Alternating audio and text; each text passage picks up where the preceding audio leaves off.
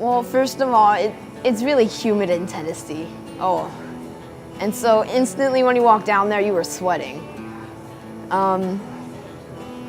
But we had to hammer in posts because the floor is actually sagging from the upstairs, and so we had to cut posts and hammer them in.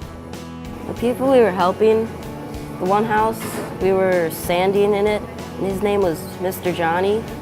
And the other house, we were redoing her kitchen and drywalls for her house, and her name was Miss Teresa.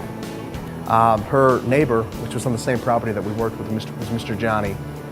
And that house actually their foundation was off and sinking by about 3 feet.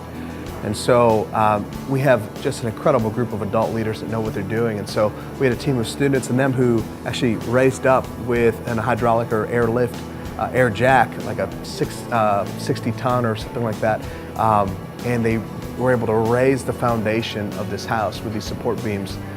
These two people live side by side, and so we would sometimes just switch off, rotate, and get to work on both homes sometimes.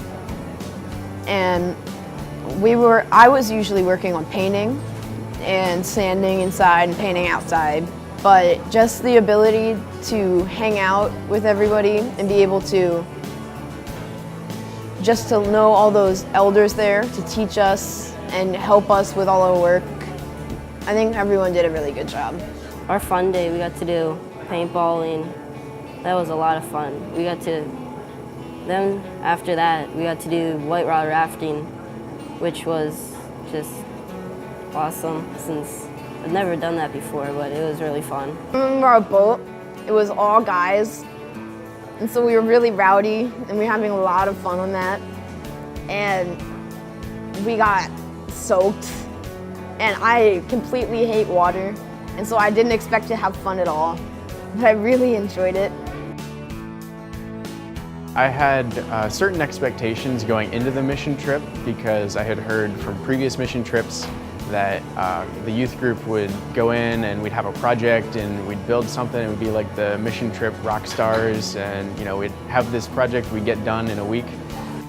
When we went to Detroit, none of that happened because we were in a different place every day. Usually we were in 2 different places each day. We would go somewhere in the morning and then we would go somewhere in the afternoon. Well, I did a lot of weeding. Really? Weed? First day was pretty much all weeding for me. I don't like weeding. Then we went to a farm and I weeded there also. So a lot of weeding. I can't tell you how much I despise weeding. But actually it needs it. There's weeds growing everywhere, and the lots there are just horrendous because they let the grass grow. It's like up to my face. Some of the grass there is almost as tall as me. We went around the city and did different things each day, between helping out mission organizations or cleaning up trash or planting in a garden.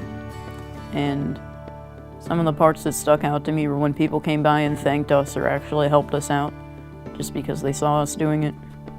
At their food pantry and clothing pantry, I helped out with the clothing. So what we did is that we sorted through the clothing, put it on shelves, talked to the different people coming in and helped them find what they were looking for.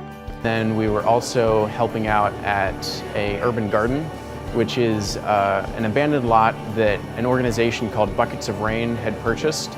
And they grow vegetables for soup kitchens and food shelters in the Detroit area.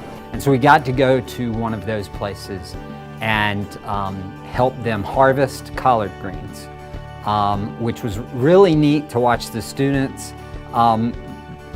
harvesting something by hand and knowing how difficult that is. And they could produce hundreds of pounds of food in a matter of weeks in this basically empty parking lot, which was amazing to see. So the one night we got all dressed up, we went out to a Greek restaurant, And our group thought it was going to be funny to keep ordering fried cheese, which they bring it out and they literally light it on fire and everyone yells, "Opa! Opa! Opa! Oh, Opa!" So that was kind of fun, just seeing everyone bond together over fried cheese, basically.